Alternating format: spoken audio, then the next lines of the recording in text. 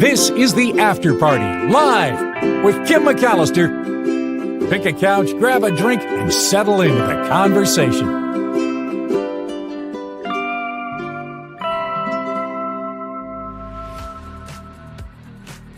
Well, hello, After Party people. It is a Friday. If you haven't clicked subscribe, please click subscribe. We're close to 2,500. So just a few, I want to say 70 more people. We hit 2,500, so that's pretty cool.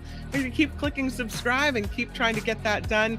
There is something to this nice little community we have formed, so I'm not going to go crazy and try to grow the show too fast because I just enjoy our group that we have. But if you're here for the first time, welcome.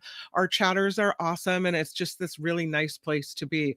We don't talk politics because we already have done so on the Mark Thompson Show. This show starts after that show ends, and there's a lot of news to talk about, a lot of things that are concerning in the world, and so now it's time to just decompress a little bit and take a load off.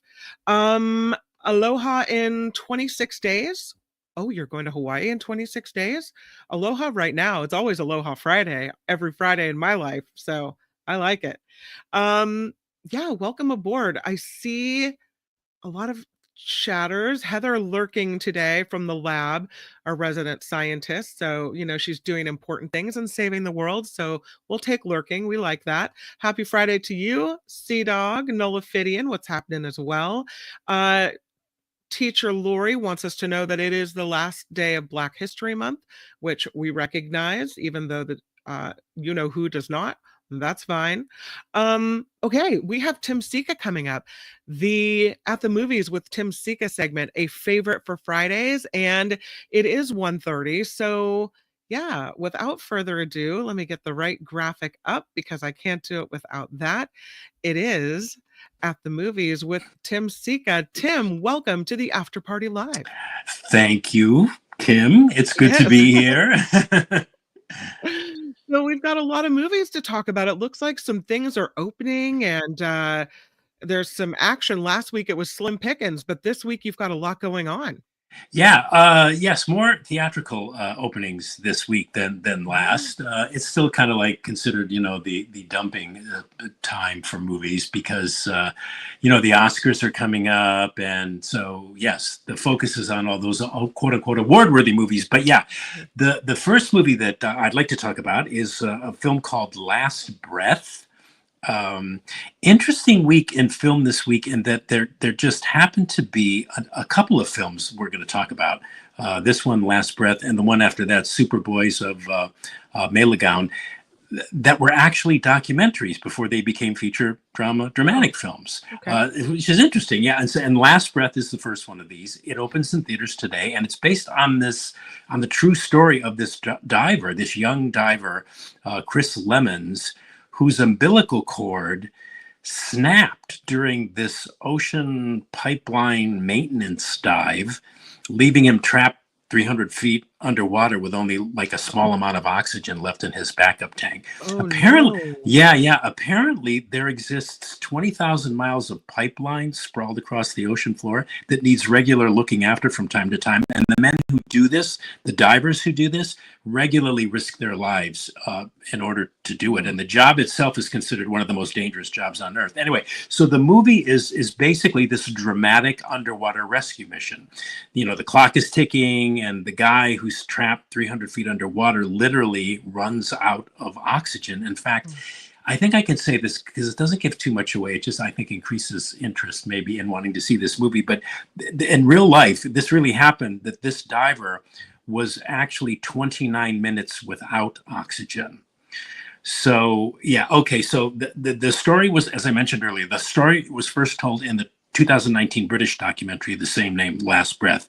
It was written and co-directed by this guy named Alex Parkinson, the documentary was, who directed and co-wrote this feature film adaptation.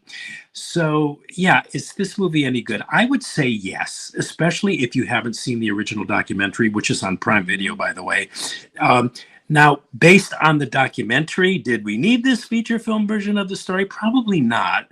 But as a singular entity, it's a decent movie telling a true story, and quite a miraculous story at that. When you think about it, is it beyond criticism? No. The crux of the story, for one, which is the actual rescue mission itself, which comes midway through the movie, it drags 30 real life minutes into 60 minutes of screen time. So the movie, while clocking in at only 93 minutes, it plays more like it's 2 hours. In other words, it feels longer than it is. But but I think the efforts expended in telling this story as a feature film were sincere enough, the craftsmanship competent enough, and the overall storytelling itself clear enough that all of that on balance makes this a worthy enough movie for a qualified recommendation. This is also kind of textbook example, Kim, on how a motion picture music score can be so integral to a film's overall effectiveness and overall emotional impact. So I suggest, if the subject matter piques anybody's interest, that they go to the theater to see this one, then check out the original documentary on Prime, which is... Oh, the documentary's on Prime? Yes. Mm-hmm. Okay. I have questions about this movie, but I don't know if you're going to ruin it by me asking, because you said in the true story, in the documentary, you find out the divers without oxygen for 29 minutes. You can't survive that, right? No, you can't. No, Okay. no. In theory, no, you can't. But yeah, again, I don't want to give anything Give it away. away. Yeah. It really is. It's an amazing story, and the facts that are in the documentary all parallel what are in this narrative version of the documentary. So yeah, I wanted to mention that because I think it's really like the most astonishing element of this movie. No, I think you can't go 5 minutes technically without becoming brain dead. There are some people that can hold their breath for 7 or 8 minutes, I think. Yeah, that's true. So, I mean, technically then survival would be possible, but 29 minutes? Yeah, well, they go into all of that, and I'm not going to give anything away here. Now you're making me want to go see the movie, Tim. Yeah, it's worth a trip to the theater to see it. It's really impressive on a big screen because it's all underwater. It's interesting how, like, underwater, going to those depths, it's kind of similar. It reminds me of what it must be like to go into space, only it's underwater. Absolutely. Yeah. So anyway, good movie, Last Breath. Good movie. Okay. This next one, Superboys of... Yeah, it's Melegaon. Melegaon is it? Yeah, it took me a while to learn how to pronounce that. I'll tell you. Okay, this is the second of two feature films being released this week, which are based on previously made documentaries. Superboys of Melegaon. It is based on, or rather, no, it was actually inspired by the 2008 documentary Supermen of Melegaon, which documented this passion which residents of Melegaon, which is a tiny little city in India, have for making films. And that documentary was a sort of journey through that movie making process with its focus on these specific characters, which are in this narrative version, the Superboys of Melegaon. The focus is on the same characters featured in the documentary, this group of guys, group of friends who love making movies and who, in fact, do make a couple of them. And this story focuses, again, on that same group of guys and their travails in trying to make movies in a poor city in India. The Melegaon of the title. That the documentary does, only this is a feature film as opposed to an out-and-out documentary. And it's so weird, Kim. I argued with myself while I was watching this movie. I found it initially sort of like irritating. It had this like self-consciously jaunty and striving to be infectious style. The interpersonal relationship conflicts between these guys were way too easily resolved. And the third act addition of a stricken with cancer plot contrivance. Oh God, I was rolling my eyes. It seemed to me like it was trying to imitate Spielberg, but but and in addition to that, the movie on balance felt like 20 some minutes too long. However, by the time the end credits rolled, I kind of found myself having to admit, I'm going, Tim, this was actually a pretty good movie. In hindsight, I enjoyed these characters when I thought about them. I developed a rooting interest for these characters and related to the love these characters in this story exhibited for cinema, for movies in general, and for the filmmaking process. And the film's got great local color too. So it was weird how I was like disliking the movie while I was watching it, but by the time it was ending, and they showed the pictures of the real life guys next to the actors who played them. Yeah, it kind of changed. It kind of changed my opinion of it, and I realized that I not only enjoyed it, liked it, but that objectively it was not half bad as this different kind of story with elements in it anybody who has ever been involved in a collaborative and or creative endeavor could relate to. So I recommend it. It opens in select theaters today, and it will. I think I said to you, I think I wrote to you that it was streaming on Prime. I think it's opening in select theaters today, and then soon it will be released as an option to check out on Prime Video. But it's Amazon Studios release the movie. You say there's a previous documentary that is on Amazon Prime. Yes. Yeah. Yes, it's called Supermen of Melegown. But you don't need to see the documentary to make the movie make sense, right? No, I would say, I think the only problem for me, the movie felt a little long. It's like 2 hours and 20 minutes. Mm-hmm. The documentary wasn't quite as long. So it felt a little long, but no, you don't need to see it at all. It's pretty much everything that's in the documentary is highlighted in the feature film and all the facts are the same. So it's a little more entertaining, albeit a little too long than it needs to be. But anyway, it's good. It's good. Superboys of Melegown. And I'm glad I don't have to say that name again. But I should mention too that it's in Hindi with English subtitles. But okay. This is one of those movies when you're watching it with subtitles that's in a different language. Yeah. At some point you forget that you're relying on the subtitles. So anyway, yeah, that's cool. Yeah. This next one is called My Dead Friend Zoe. That sounds kind of sad. Well, yeah, yes, it's sad. It's also funny. But it's another good movie. Okay. It's made by this guy. I'm feeling very charitable this week. I don't know why. I guess so. But yeah, wow.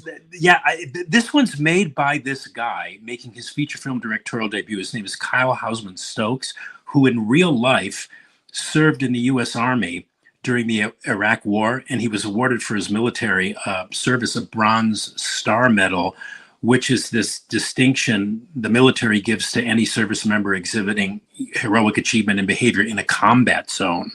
So so those are his credentials coming into co-writing and directing this movie. And so who better to tell a story about veterans and veterans experiencing PTSD? That's what this movie is really about, and which is also the primary strength of this movie. It's a very personal, very heartfelt, it feels, this movie does, as though a lot of personal pain is being exercised in the telling of this story. Anyway, the focus of it is on these two women service members played by Sonequa Martin Green, who is suffering from PSD, and Natalie Morales as her dead friend Zoe of the title, who died as a result of her military service, and is kind of a physical representation of how the Sonequa Martin Green's character's PTSD manifest. So she's having these conversations in her mind with, her dead friend Zoe. So in a way, the movie's also a kind of unusual ghost story that makes some really strong statements about how we treat returning war veterans in this country. It also makes a very strong statement about friendships and our responsibility towards those friendships. I don't know if that was intended, but that's really what I got out of this movie more than it being a PTSD story. Anyway, this is just, you said it was sad, it sounded sad. It more than sad, it's emotional. It's a very emotional film. I think it's making a plea that we really need to pay attention and acknowledge and support our veterans in ways that we're falling short of right now. I mean, we really do need to do a better job with that. What else about this movie? An interesting touch that the filmmaker added is that ex-servicemen and ex-service women are in the film. They're featured in the therapy sessions. Morgan Freeman plays the doctor facilitating these, sessions where the service people work through their PTSD. He's always great. Ed Harris plays Sonequa Martin Green's grandfather, who's slowly succumbing to Alzheimer's disease. He's always great too. At times, the film's conceit of having its main character speaking to her dead friend, sometimes it feels a little bit difficult to sustain. But again, on balance, I was ultimately won over by the film's emotion, by its sincerity, by its attention to detail and realism in depicting an ex-service woman's bout with PTSD. The conflicting feelings endemic to that mental condition and the inner struggle that a veteran, dealing with PTSD is very. It's like, this is what it looks like. That's one of my takeaways, was like, this is really what it must look like, and it ain't pretty. It's a powerhouse movie emotionally. It won the South by Southwest Audience Award. I can only imagine what it must have been like to watch this movie with an audience. I watched it on a computer screen, but it still got to me in the way I suspect it was intended to get to me. It was a very emotional experience, and a very moving one. So I recommend it. You can hear someone has PTSD, but unless you've really been through that, I don't think most of us ever really understand what that's like or what that is. Yeah, what you just said is kind of, I think, what the film was trying to convey, and I think it did it effectively. Yeah, I mean, you can empathize just so far, but if you haven't experienced it, So, next one is Liza, the truly terrific, absolutely true story. Yes, a documentary, of course, and an authorized one of the life and the showbiz career of arguably, well, in my opinion, one of the greatest showbiz talents of the 20th century, the daughter of film director Vincent Minnelli and the legendary singer Judy Garland. Stage and screen superstar Liza Minnelli, Liza with a Z. And yeah, another truly terrific movie, to quote Miss Minnelli, who's extensively interviewed here on camera, along with friends and colleagues like Mia Farrow. I didn't know Mia Farrow was her best friend. I did not know that. And Farrow gives some really interesting comments about Liza and observations about their friendship. Music historian Michael Feinstein is in Liza's orbit these days. He seems like he's kind of a caretaker of her, because he's always popping up with her whenever Liza appears publicly. Cheetah Rivera is interviewed, Ben Vereen, Darren Criss. And a real credit here, Kim, to the director of this movie. His name is Bruce David Klein, who totally avoids the standard musical documentary biographical approach of, born, did this movie, starred in that movie, then did this concert, and then did that concert. Instead, her story, Liza Minnelli's story, is told through the people who she credits as having created the Liza Minnelli persona.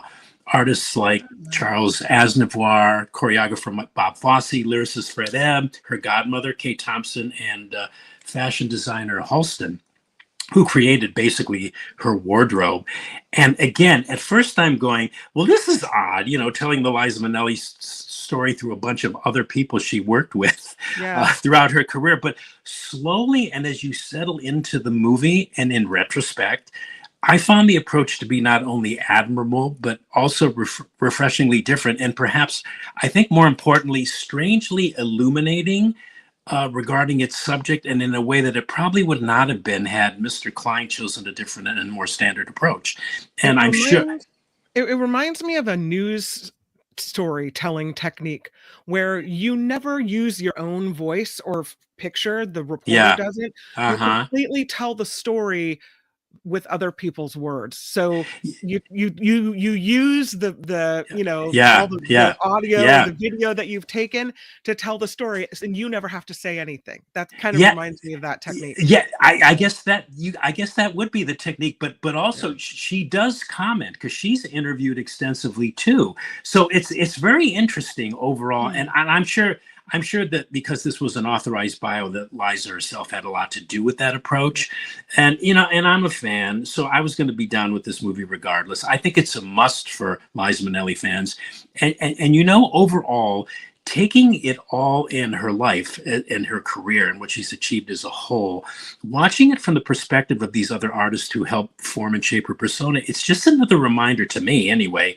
People forget because, they forget how popular Minnelli was at the height of her career, but they forget because of all Liza went through in the 2000s with substance abuse and challenges in her personal life.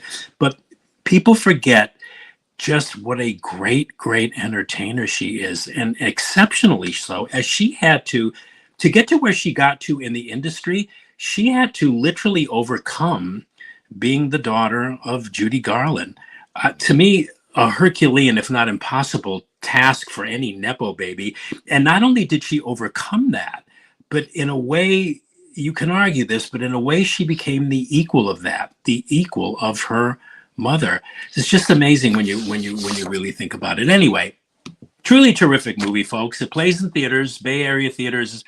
I think specifically at the Smith Rafael Film Center in San Rafael and the Roxy Theater in San Francisco.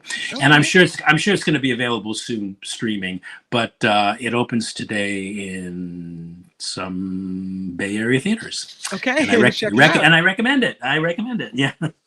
I want to tell you before we get to your classic movie recommendation of the week, you recommended a streaming option last week, The Pit. Yes. Have you seen it? I did watch it and I really liked it. And as someone who way back when during college worked in an emergency room, I found it Yeah. to be incredibly accurate. Was it Really, really? Is it really that? Is it really that intense and that crazy and that yeah. really? For an attending physician, you're going from room to room to room to case to case to case, and life is Yeah. happening around you. Absolutely. That's exactly what's happening. Yeah. Yeah, well, I'm glad you like. Yeah, isn't Noah Yeah. Wiley terrific? He's So just, good. yeah. And I know So they're good. gonna do. I know they're gonna do more with that character. It's just been. I may have said this, or you may have told me. Somebody. It's just been renewed for a second season, so Yeah. I can't wait to see where they take the characters. I love all those people. They're so interesting. Even the weird newbie doctors. Yeah.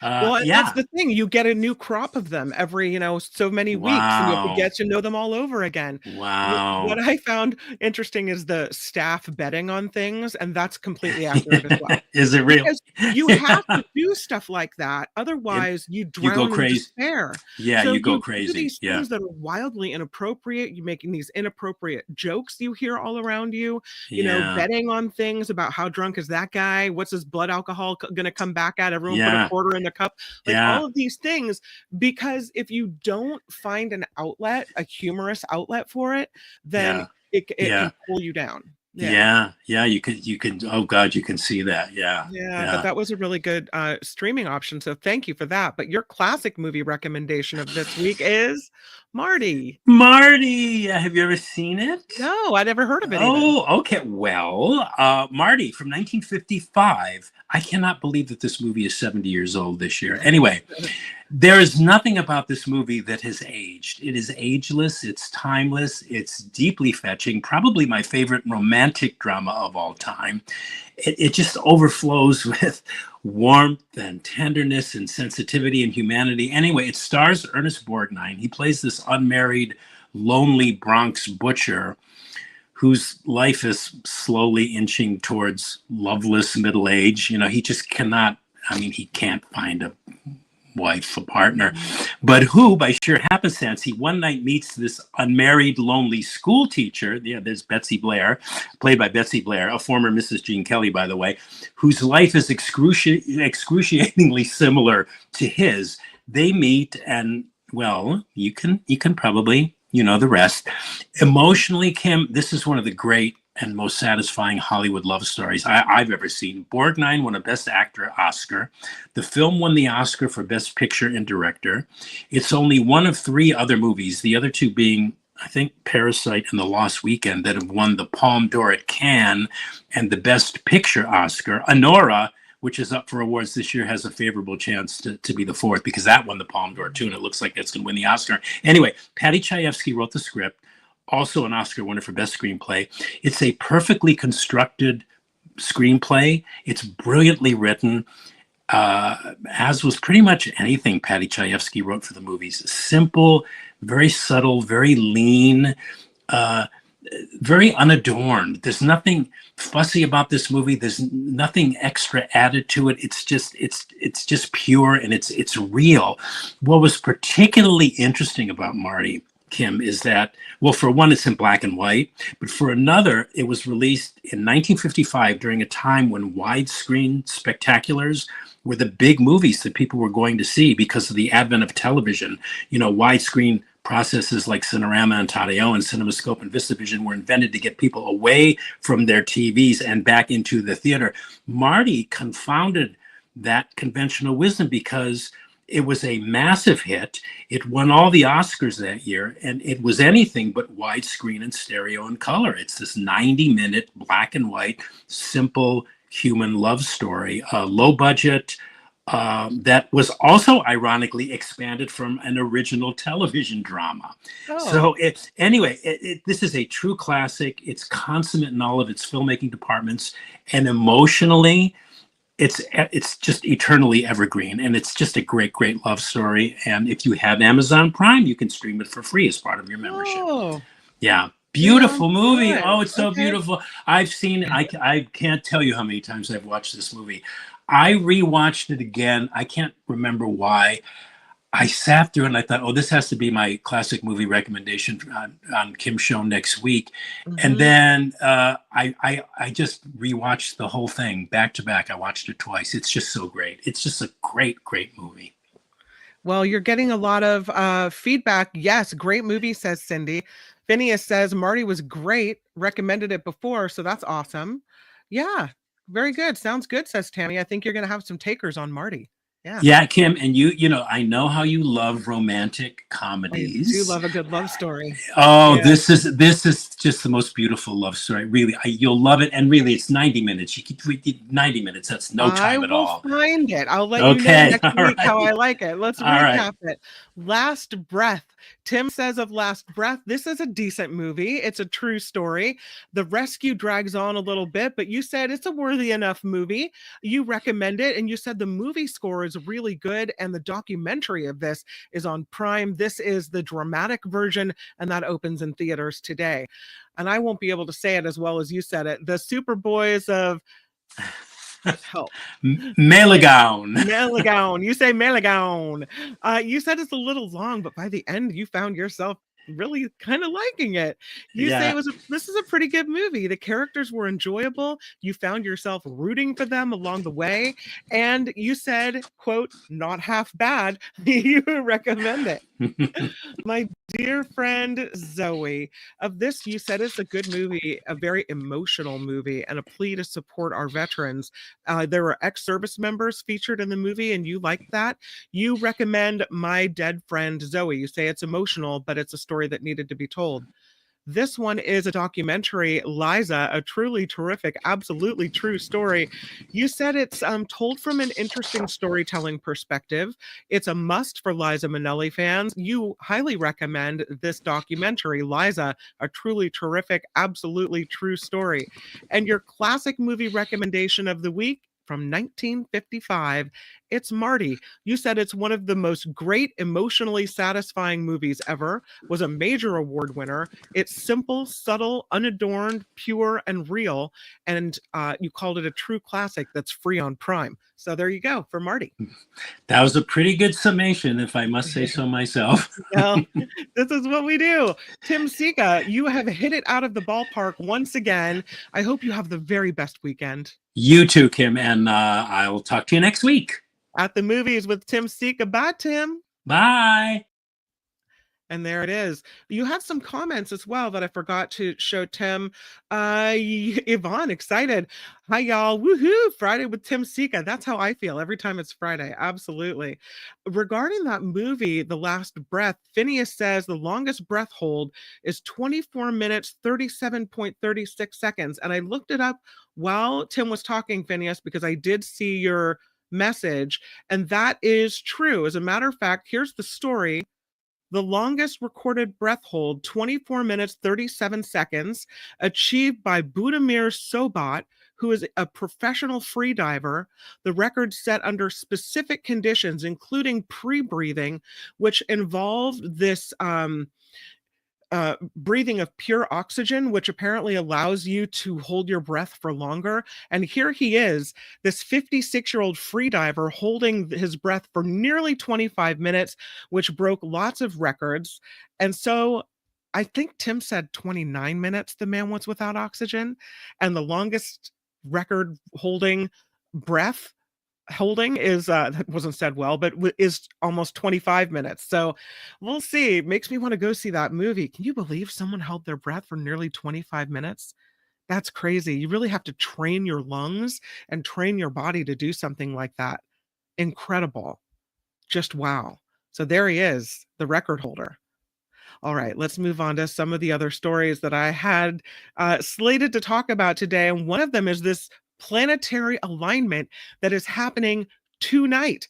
This is supposed to be a pretty rare deal when 7 planets align at once. Check that out. Sorry, let me get that banner off the screen. But look at that. So tonight, we're going to see all of these planets in a row. A couple of them will be hard to see because they'll be near the horizon, but these 7 planets are going to appear to form a straight line in the night sky. And this apparently won't be seen again until the year 2040. So we got to get out there, look at it tonight. It's the last day of February. It's called a planetary parade. It happens when several planets appear to line up in the night sky all at once. This is Dr. Greg Brown, who is an astronomer at the Royal Observatory Greenwich. He said how impressive a parade it will be depends on how many planets are in it and how visible they all are. These 7 planets all will technically be visible at once, though not equally visible to spot. So Mercury, Neptune, and Saturn will all be very close to the horizon in the early evening. And particularly in the case of Neptune and Saturn, it'll be hard to see them in the twilight. Uranus, like Neptune, is very faint, so you might need binoculars or a telescope to see that. But Venus, Jupiter, and Mars will be very easy to see with the unaided eye. So a parade of 4 or 5 planets visible to the naked eye happens every few years. Tonight, we get 7. The 4 or 5 planets lining up, it's not uncommon. The more planets that are involved, the more things need to be aligned to be visible all at once, which makes this full 7-planet parade pretty rare. So there was a similar parade that took place last June, but you could really only see 2 planets without any special equipment. There were 6 planets that were visible in January, 4 of them with the naked eye. And now we have Mercury, a dim Mercury, joining the parade as well. So we get the 7. So that's pretty cool. Scientists say planetary alignments happen because the planets in our solar system orbit the sun within roughly the same plane, known as the ecliptic plane. And as they orbit at different speeds and distances from the sun, there are moments when they appear to line up from the Earth's perspective.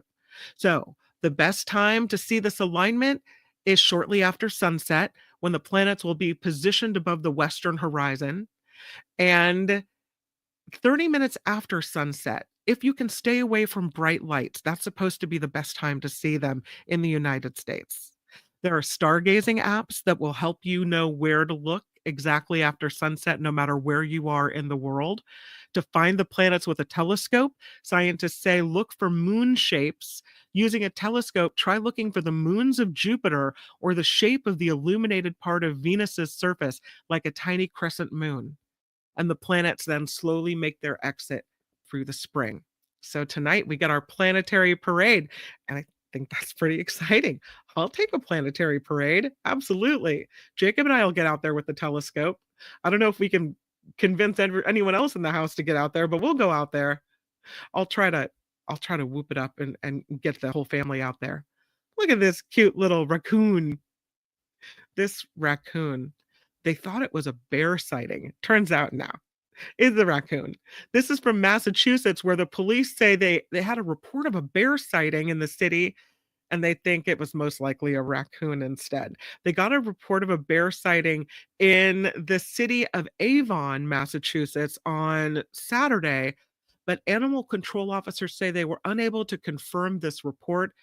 They did, though, officers go out on parole to take a look, and they encountered this raccoon. They say it wasn't a bear, it was a raccoon. The person posted something on Facebook of footprints, and allegedly they were too small to be a bear. The officials say, okay, the mistaken identity is understandable, considering the sighting was after dark, that bears have been spotted in Avon, Massachusetts in the past. Well, there might not have been a bear in town during the weekend. They say there remains a possibility of animals visiting local neighborhoods in the near future because there has been an uptick of bear sightings in that part of the state. So, but no, it's a raccoon. That's such a cute picture of a raccoon. I had to show it to you anyway. Can we talk for a moment about the Runestone? Oh, cool. A Runestone was found with what may be a signature from a woman. So this is the world's, they think, oldest dated runestone out of Norway. It's being called a 2,000-year-old puzzle. There's an inscription with the word I in runic script, followed by the name of the writer and a verb that indicates writing before ending with the word rune. This is from the Journal of Antiquity. Researchers had studied this fragment of the stone found at a grave site in Hole or Hole, it's spelled Hole. It's a small city in southern Norway, east of Oslo. Basically, they say the text would be saying this: I, the rune inscriber's name, wrote this runic inscription. They say it's a type of inscription that has parallels in some other romantic inscriptions as well. Basically, someone telling us they made this inscription. Like if you write on the bathroom wall, Kim was here, right? Yeah. The researchers said they believe this Germanic alphabet script was inspired by the Roman alphabet, which runes formed the foundational blocks in the AD centuries.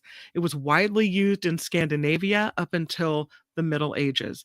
And runic inscriptions have been found on objects like a bone knife and an iron knife from Denmark, a comb as well, which archaeologists have dated back to 150 AD. Those found on other rune stones dated to about 700 AD, often bearing these messages, including spells to bring back the dead and charm words as well. But very little is known about the development as it varied over time, and trying to figure out what they say can be a little difficult if you don't know what the archaeological context is. Here's some other pictures of it, and you can see in the bottom left how they're trying to, and I wouldn't even know what I was looking at. It looks like a bunch of scratches, but apparently scientists say, yeah, that's a runic inscription. The fragments were first discovered in 2021, part of a single slab. They say it's brought them closer to understanding language's evolution and the use of these stones. But they had it for a while, and 2 years after they found it in 2021, they were continuing to look at the script, and that's when they came across other fragments and realized it's all part of the same big stone. They found 2 extra pieces, and they fit perfectly within the middle part of one of the inscriptions, and it gave them almost a complete inscription. There was some damage, some weathering of the stone.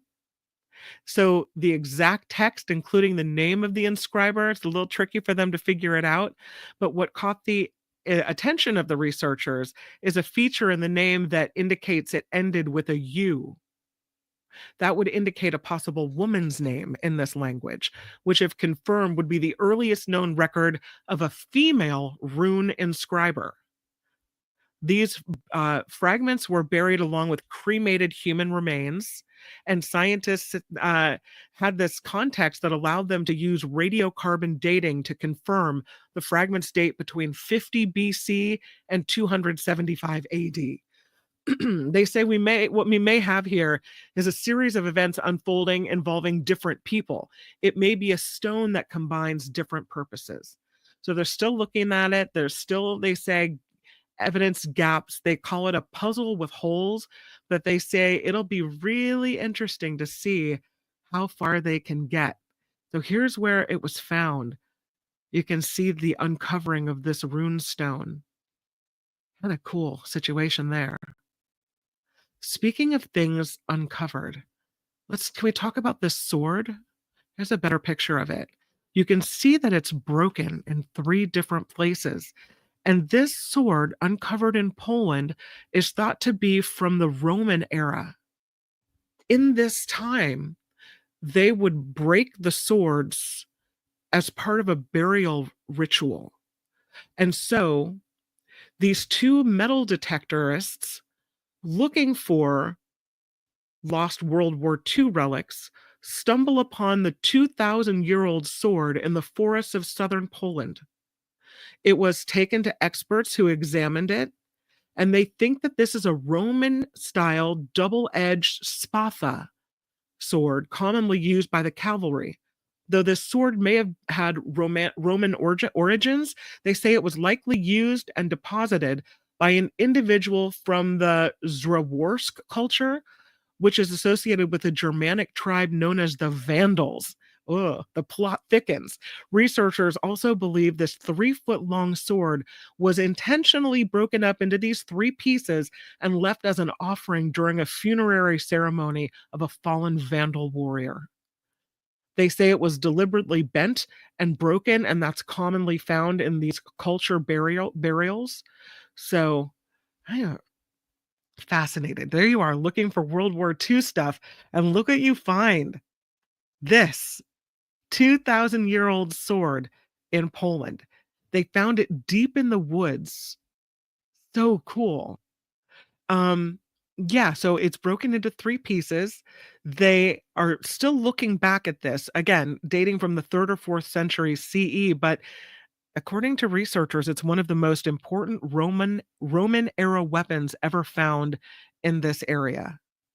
The sword also shows signs of fire patina, which hints that maybe it played a role in an ancient cremation rite as well. Could have been a farewell ritual performed by Vandals warriors. Yeah, interesting. So that's out of Poland. I think we have time for one other story, and I do want to tell you that there's an auction going on of some heretofore unseen pictures of Walt Disney. This photo and others are going up for auction in the month of March. It's said to be a rare collection, including candid photos of Walt Disney in the early 1920s, some of his handwritten notes as well, personal moments such as Disney on his honeymoon, rare family photos of Walt and Roy Disney using their first movie camera in the front yard of their uncle's house in Los Angeles, where the Disney Studios was born. The pictures were mailed to Walt Disney's friend, legendary composer Carl Stalling, who later helped inspire the creation of Disney's Silly Symphonies film series. They say the rare photo collection comes from the estate of animation legend Bob Clampett, who worked for Warner Brothers and was a close friend of Stalling. So, the auction also includes other artifacts from Clampett's estate. The pictures will probably fetch a pretty penny. A lot of people are into, what do they call it? Disneyana. So there's a big market for all things Disney, and these are pictures and items that haven't been seen until now. So that auction happens next month. Should we let's finish it with the lotto of the day, why don't we? This is a story out of Michigan. Sometimes it's hard to know. What do you get your dad for his birthday, right? Dads can be hard to buy for. Well, somebody gave their dad a lottery ticket. Thanks. That's a nice present. That's a present with lots of hope and chance, right? Well, that's what happened. This Michigan man bought his father a lottery ticket as a birthday present, and it turned out to be a $1.1 million winner. This happened in Macomb County. Officials say this man bought the ticket for the December 14th lotto drawing at Liquorland on East Point, in East Point, Michigan. And he said, I bought the ticket for my father as a birthday gift. He said, I don't buy tickets often, but when I do, I always buy them at Liquorland because I remember my father always bought tickets there when I was a kid. So he buys the ticket at Liquorland and he presents his father with the ticket for his birthday. And when my dad checked the ticket, he said after the drawing, he had to look at it more than a few times to believe what he was seeing. The father and son say they plan to use the winnings to pay bills and invest in a business. The Michigan Lottery Commissioner said, what a memorable birthday gift for a son to give his father. Topping this gift will be nearly impossible, but sharing such a wonderful memory and a jackpot win with your family is priceless. Happy birthday. Here's 1.1 mil. I'll take that birthday present. Absolutely. All right. I know you guys have a weekend to get to, things to do, people to see, right? So with that comes the end of the After Party Live. I know I don't want it to end either. And yet here we are at the end of the show. I'll go to the comments, see what you guys are talking about. Ron says he worked at Disney World in college. I gave the Disney Story presentation in front of 5,000 people a night. Took 6 months to get It's a Small World earworm out of my head. It's funny, Mark was talking earlier, and he said he went on this kind of rant about it's a world with this, it's a world with that. And all I could hear in my head is, it's a world of laughter. So that's funny that you would bring up It's a Small World again. Trivia was yesterday, my friend, but if you have a suggestion for a trivia topic, you can always email me. It is kim@theafterparty.live, kim@theafterparty.live. There it is on the screen, kim@theafterparty.live, and I'll take your suggestion. Thank you very much. I love to hear the categories and things that you guys are interested in. Let's see. All right, we'll get to the weekend right now. It is, did I see that we have a birthday in the show? Did someone say they had a birthday? Yvonne, did you say it was your birthday? Oh, look at that. Yeah, I thought I said someone had a birthday. So enjoy your vino. So if someone has a birthday, before we go, I'll play the birthday video. Here it is. You requested a happy birthday song, so I'm gonna give you one. Happy birthday to you. Happy birthday to you. Happy birthday, happy birthday, happy birthdays to you.